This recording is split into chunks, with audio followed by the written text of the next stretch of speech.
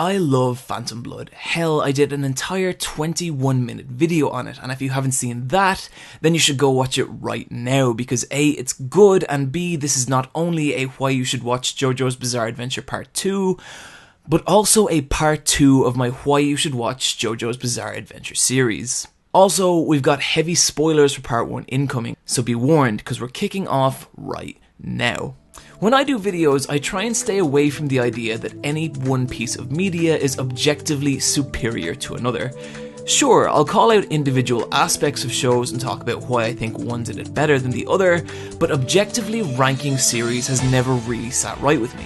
It tends to lead to all kinds of pedantic arguments that eventually devolve into tearing both shows down in order to expose which one has the greater weakness, as if that somehow mitigates their stronger aspects. Now, with all that in mind, today I'd like to talk about how I feel that JoJo's Bizarre Adventure Part 2 is the objectively superior part to Part 1, and how this is mainly due to a shift in writing style by author Hirohiko Araki. This is arguably when Araki really came into his own as a writer, and when his own ideas began to grow stronger within him than those of his influences. And this becomes apparent nearly instantly when viewing the bold and outlandish world of JoJo's Part 2. And so with that, we step forward, charge our Hamon, be aware that the surprise was vampires, and let's talk about why you should watch JoJo's Bizarre Adventure Part 2, Battle Tendancy. Battle Tendancy opens in pre-World War II 1938 New York City, with the brand new protagonist, the outlandishly silly and stunningly handsome Joseph Joestar. It tells the story of Joseph and his battle against the ancient evil of the Pillar Men, taking place approximately 50 to 60 years after the events of Part 1. For a good and dirty indicator of just how different these two parts are, it's worth comparing the openings, Part 1's Sonoshida Sadime and Part 2's Bloody Stream, both stunningly animated by Studio Kamikaze Doga. Whereas Part 1's opening is dark, considered and melodramatic, Part 2's bold colours and stylized silhouettes give it a wildness and energetic confidence. And I think a lot of credit is due to Kamikaze Doga here, because this shift in tone is the exact same shift I feel when comparing Parts 1 and 2 as a whole. Part 1, while still hugely enjoyable, has a nearly clumsy and apologetic air to a lot of its storytelling. You can feel the places where Araki struggles with his characters and the composition of his narrative, but Part 2, on the other hand, has a bold confidence of a writer who's really figured out what he's about for the first time. And this is reflected in no better place than with our brand new protagonist, Joseph Joestar. And the part I'd really like to focus on here for the moment is the fact that he's brand new. Upon first viewing Battle Tendency, I was sure that Jonathan would come back in some capacity, and when I learnt that this wasn't the case, I was outraged. Was my gentlemanly giant really going to be replaced by this brash young asshole? And yes, in fact he was. But of course, it's only really in hindsight that I've come to appreciate what a brave decision this was. To give you some context here, this decision was made in 1987, and at this time, manga for the most part were their main character. Large-scale supporting casts didn't really exist then like they do today, and so series tended to be focused much more so on the main protagonists. Fist of the North Star was Kenshiro, Astro Boy was, well, Astro Boy. So concerned was Araki by this that he made the designs of Jonathan and Joseph extremely similar, so that people at a glance could still identify that it was indeed the same manga. Something he'd later talk about regretting given how the JoJo's character design evolved over time. But why? What's the reason for this change in character? Well, I talked a lot in Part 1 about how Araki nearly felt limited by Jonathan, and so wiping the slate clean and starting again was his way of overcoming that. And while the two's appearance is indeed similar, the real game changer here is not an external one, but an internal. And to properly explain this, I'd like to take a moment and go not even back to the early days of anime, but to the early days of animation as a whole. 1927 heralded the first appearance of the now legendary Mickey Mouse in his short film Steamboat Willie. In this delightful little short, the characters are mostly used just to deliver all kinds of visual comedy. And it's pretty entertaining. Mickey plays a few songs, meets a cute girl mouse, abuses animals for about 4 straight minutes, and it's all simple fun. But it was missing something in its story that would be introduced into mainstream animation with the reintroduction of Felix the Cat in 1936. In his short, The Goose That Laid the Golden Egg. You see this scene right here? You see how he paces back and forth before coming up with an idea? This is Felix the Cat's trademark. He does it in practically every short he appears in, But believe it or not, this was a huge step forward for the medium of animation. Why, you may ask? Because this right here is evidence of internal mechanics. Back in a lot of early cartoons, animated characters didn't really think. They didn't have a thought process, they just sort of did. The primary motivator usually being the entertainment of the audience, rather than being the character's own needs and wants. But with Felix, all of a sudden we had an animated character who planned, who thought about things. He had his own internal logic, and this is what would govern his actions. If I was to put a point on this, it would be that Mickey did while Felix decides. To bring this back into context a little, Jonathan is Mickey Mouse, Joseph is Felix the cat. Jonathan is a good, nice, simple boy, and while it makes him likable, it also makes him extremely reactionary and predictable. There's never a great deal of subtlety in his actions or character. He wins fights because he's strong, and he's strong because he's a good guy. Which, for the most part, is how many manga heroes of the 80s were written. Heroes like Kenshiro, Violence Jack, and Riki-Oh. These guys didn't need to be especially nuanced or smart. They were designed as pure physical power fantasies, and thus their emotions and actions didn't need to be complicated. If they were happy, they'd smile. If they were angry, they'd punch something. They had a single layer. That's how they were designed, and that was their purpose. And then came Joseph. Much like Jonathan, Joseph possesses an exaggerated 80s action hero physique that were so popular back then. But despite this, his most dangerous weapons isn't his fists, his Tommy gun, his clacker volley, or even his Hamon energy. It is, in fact, his mind. Take the very first scene where we meet Joseph. After he has his wallet stolen by Smokey, he follows him only to find the young boy being assaulted and blackmailed by two corrupt police officers. He quickly disposes of one only to have the other pull a gun on him, but then immediately warns the officer that if he pulls the trigger, Joseph will break his finger. Now, logically there's no way this can happen. The distance between the two is too great, and unless the show is going to fudge Joseph's physical abilities, which wouldn't be a particularly interesting or clever solution, it looks like there's no way out. But then what actually happens is Joseph applies his Hamon energy to the Coke bottle, causing the carbonated pressure to build up and explode the cap into the hapless cop's fingers. Fucking ridiculous? Yes. Entertaining as all hell? Absolutely. Joseph doesn't come out on top here because of his superior physical ability. He wins because he takes stock of his surroundings, creates a strategy that's hard to predict, and executes on it. Now compare this with the alleyway fight from part 1, where Jonathan dispatches a group of thugs, not through strategy, but simply through being really, really tough. No internal logic required. Both scenes take around the same amount of time, but which do you think is more memorable? This 40-second encounter is actually a preview of all Joseph's battles to come. We see him constantly outmatched by physically superior opponents, only for him to run the numbers, lay out some ludicrous scheme, and then pull it off with all the charisma and confidence that goddamn makes him just so hard not to love. We don't always know what Joseph was thinking, but there's always a clear sense that the gears are turning, and this really sells him as a believable and fun character. And even more so when you take into the other way him and Jonathan differ. Their moral code. Jonathan is a righteous and upstanding young gent. He'd sooner die than take any action that would be deemed not proper. While Joseph, on the other hand, is a roguish trickster and swindler. He goads, he schemes, he flirts, and he never fights fair.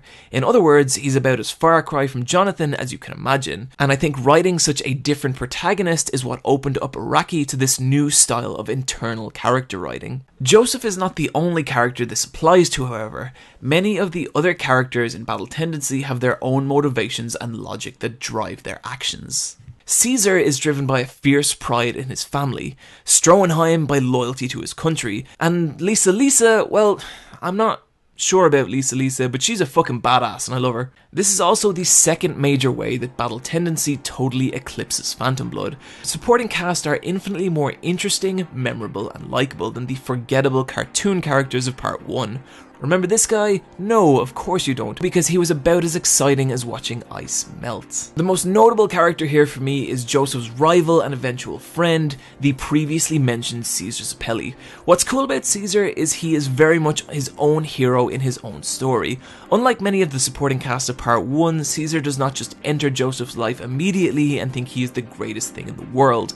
In fact, at first, the two despise each other. To Caesar, Joseph and his trickster ways are a pathetic excuse for a Hamon user, a battle style created by Caesar's forefathers. Caesar's proud and arrogant nature is at complete odds with Joseph's boisterous and crude way of living. And the show does a fantastic job portraying the pair's early dislike of each other through some really great visual comedy-based scenes. I in particular love this moment when Caesar leaps 20 feet in the air, crosses his legs and lands gracefully in the seat, purely to infuriate Joseph. There's a lot of great little scenes like this early on, and it creates a real tangible feeling of dislike between the two characters. And while it's fun as hell to watch, it also makes it all the more believable later on when the two come to actually respect each other. At this point, we've seen the two face multiple life or death situations together, and there's a real sense that their friendship is one that's slowly built up over time, and in that time the two have really learned to understand each other. Araki's always been good at portraying believable relationships between males.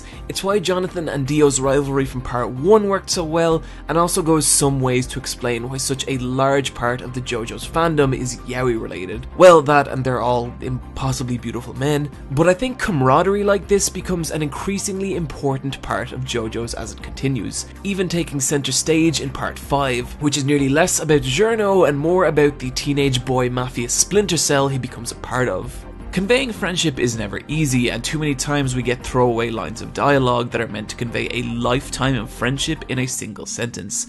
But seeing Araki put the work in and really build up a relationship like this is extremely rewarding and satisfying. Caesar, of course, isn't the only standout character here. Stroheim, the flamboyantly menacing Nazi general, is, well, way more likable than a Nazi should be, but I'm especially fond of Lisa, Joseph and Caesar's mentor. Back in 1987, it was pretty unusual in battle manga to have a woman portrayed as anything other than a love interest, and usually an extremely shy and cute one, see Erina from part 1. But in another Jojonium interview, Araki speaks about how he wanted to try and change those dynamics. In addition to functioning as someone's master, people weren't used to seeing a woman fight. Common sense dictates that the physically stronger would win, but I realized that if you add a supernatural element into the mix, then a woman can fight on even footing with a strong male opponent. In other words, if the battle is between those with supernatural powers, physical appearance has nothing to do with strength. The ripple is Lisa's supernatural ability. The idea of looks being irrelevant in supernatural abilities is what led to the introduction of stands in part 3. This is yet another way that part 2 challenges the conventions of the time, but also heralds a philosophy that takes root throughout Battle Tendancy and would later become a defining characteristic of JoJo's. The emphasis being on a character's mental abilities over their physical ones. It's interesting because as JoJo's goes on, there's a very noticeable decrease in the muscle mass of their protagonists. And I feel that Lisa was the progenitor to all this. And this concept of mind over matter is also the driving force behind many of part 2's extremely fun and insanely tactical battle scenes. The fights in part 1 suffered a lot of the same kind of storytelling as many other shonen seinen mangas did in the early 80s. And that is that nearly 100% designed as power fantasies, and thus no nuance is required in the fights. Take Fist of the North Star, arguably the progenitor of this style of power fantasy. The fights tend to follow a very simple kind of formula. It introduces a new villain, highlights how tough they are by having them defeat some minor or background characters, only to then have them utterly crushed by Kenshiro. Not through thought or strategy, but merely by virtue that Kenshiro is physically more powerful and therefore the superior fighter. I'm not exactly sure what happened to Araki between writing part 1 and 2, but his philosophy in writing battle scenes has totally changed here.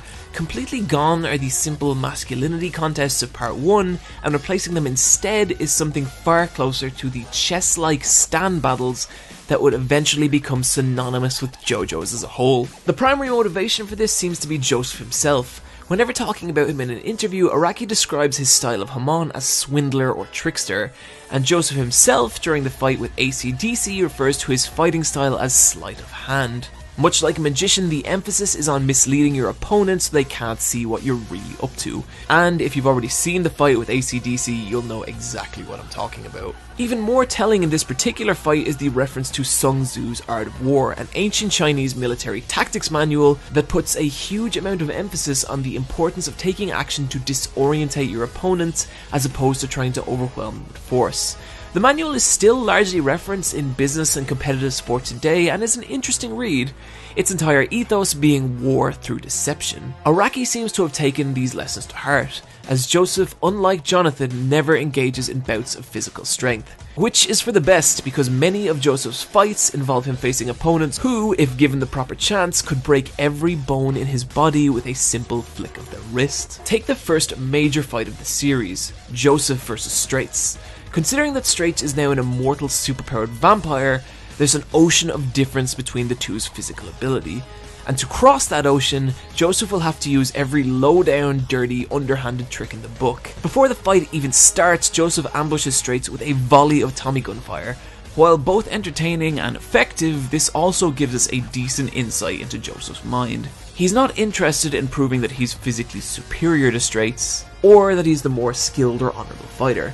Victory and survival is all that's on Joseph's mind, and he'll do whatever he has to get there. Again, a mindset that's completely at odds with his grandfather Jonathan, whose gentlemanly nature would probably be outraged by such tactics.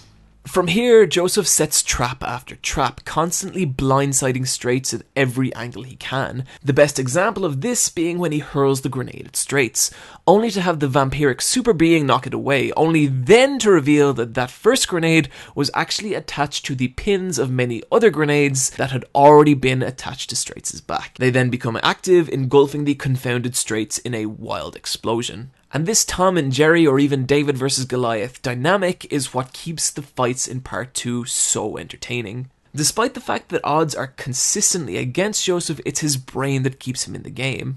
And he uses it not only to keep the opponents in the dark, but also us, the audience.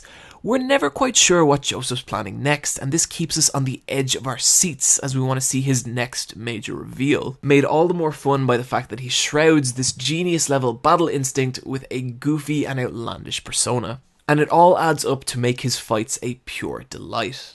The fight with Straits is indeed a fantastic one, but it happens right at the start of the series, and the main reason for this being that Araki wished to create a villain to surpass Dio, and by having Joseph overcome Straits, a being with more or less the same vampiric abilities as Dio, we establish a baseline from which we can introduce an even more powerful foe, the ancient and evil Pillarmen, made up of the battle-obsessed Wham, the bizarre AC/DC, and the ruthless and cold-blooded Cars. While vampires feed on humans, Pillarmen feed on vampires. They are the predators of our predators, and as such, humans are not even animals but insects to them, perfectly illustrated by this scene where Wham unknowingly steps through a German soldier, instantly killing him with all the consideration of a child stepping on an ant. Further emphasizing this point is Joseph and Caesar's disastrous first major encounter with the Pillarmen. The two are soundly defeated by Wham and given 1 month to train and try again. So amused are the Pillarmen by these tiny creatures that would dare stand up to them. This does a good job of setting the stakes for later encounters, but it also shows us an interesting side to the Pillarmen. These guys are creatures of honor. Unlike Joseph, they believe in a fair fight and warrior's pride, and it's interesting to watch the villains be the one who hold this ethos as opposed to the heroes. The later encounters with the Pillarmen are a total blast. Even 4 years after initially viewing them, I can still recall each individual beat of each fight, culminating in one of the greatest David vs. Goliath style battles you're ever likely to see in Joseph vs. Cars. I don't want to give too much away about it because you really just need to experience it for yourself, but take my word for it, it is awesome, and I'm probably going to talk about it more in a future video.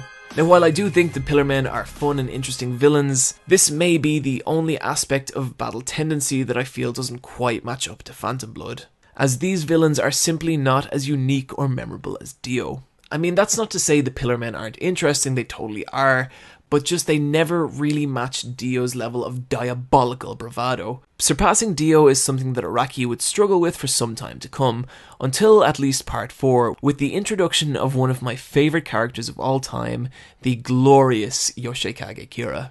The production of the anime is reasonably well handled. There's not really a noticeable jump in terms of visuals from part 1, although all the bizarre colour shifts and interesting direction remain, but the animation is still pretty sparse in places, especially if you really stop and break down just how few frames are in some scenes.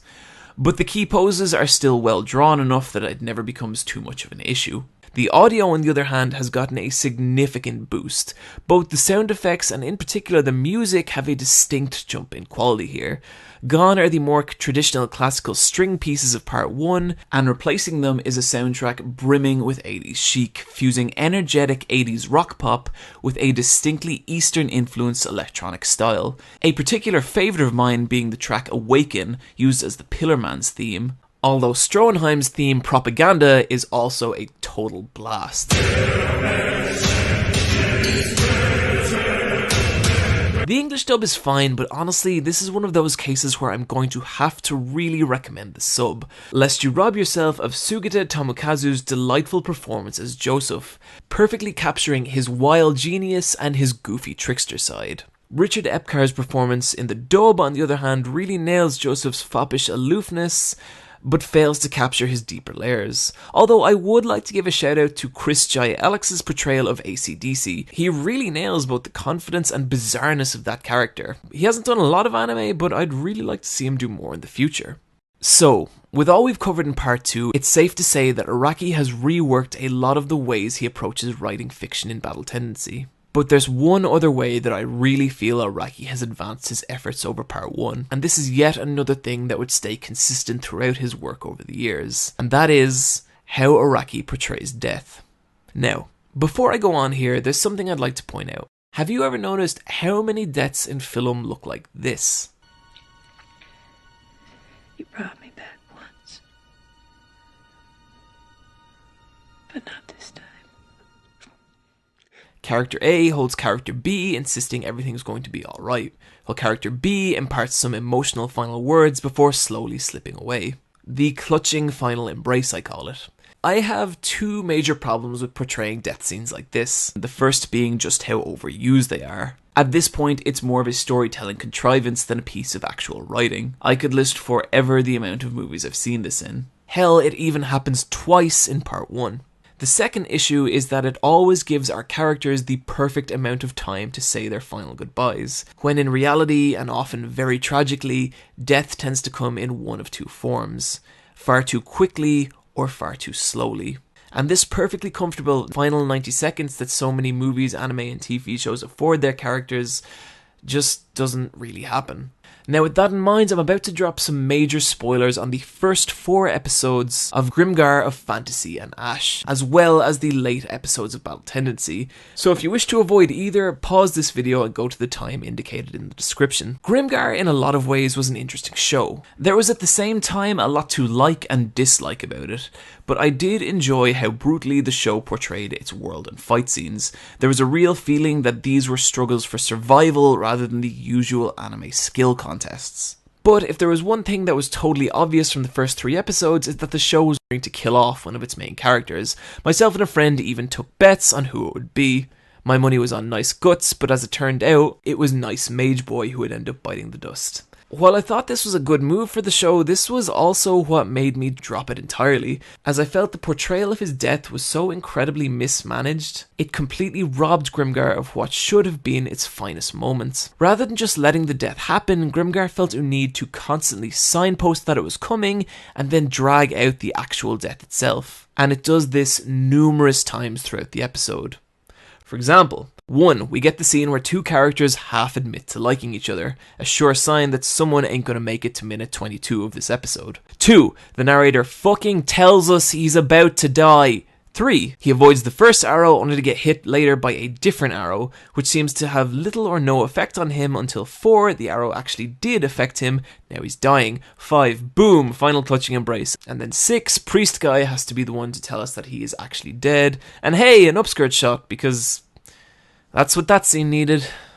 Now, I'm not saying the story significance of this guy dying isn't sad, but the show had no faith that its audience would grasp the gravity of the situation, so it had to draw everything out and explain each individual part to us, rather than just letting him blink out of existence the way someone would if they were killed in a battle setting like this. And the result is, unfortunately, just a kind of muddled mess. Now, let's compare that to how Araki handles death scenes. From part 2 onwards, there's a very specific way Araki writes death, and that is that it's sudden, brutal, and often completely unexpected. Characters blink out of existence in an instant, and it can be totally heartbreaking. And once they're gone, they're very much gone, and they're not coming back. Not only does this apply a lot of poignancy and consequence to the combat encounters in JoJo's, but it also makes the world of JoJo's feel like death really happens, and when it does, it's as brutal and unfair as it is in real life. Caesar's death against Wham in part 2 is the beginning of Araki's new approach to death. It certainly foreshadowed more than deaths would be later in JoJo's, but the finality and cruelty of it still hits home, made even more tragic by the fact that early on in the fight it looks like we're going to see Caesar overcome Wham and take his place alongside Joseph as a true hero, and when this doesn't happen it packs a real emotional gut punch. Caesar simply feels like too important a character to be killed off. And when the large stone cross crushes him, it feels nearly unnecessarily cruel, but drives home just how final his death is. And the effect it has on Joseph has a real weight to it. He had no idea that the time in the snow would be the last time the two saw each other, and Caesar's sudden loss of life hits way harder because of it. It's also interesting to note that the reason Caesar's power is bubbles is because Araki thought that a bubble so fleeting and magnificent would be an adequate metaphor for Caesar's place in the story. To me, this works so much better than Grimgar's slow and vaguely confusing death scene, and something Araki would grow more adept at writing over time. It's aspects like this and so many others that elevate Battle Tendency so far beyond Phantom Blood. While I think I enjoyed part 1 with a wry smile in places, part 2 is what really opened me up to JoJo's and made me a hardcore fan. It's insane to watch a creator take so many of the aspects that didn't work in his first attempts and completely refine them to the point that they become his greatest strengths. The next time Araki would make such a dramatic leap forward would be nearly 20 years later with 2005's seminal masterpiece Part 7, Steel Ball Run. But for now, Battle Tendency stands as a story nearly 3 decades old that hasn't aged a single day. It represents the creative maturity of one of manga's greatest living authors. And even more than that, Battle Tendency is where JoJo's really became JoJo's. If part 1 is the body, part 2 is very much the soul, and one that only burns stronger and brighter over time. And this, my friends, is why you should watch JoJo's Bizarre Adventure Part 2, Battle Tendency.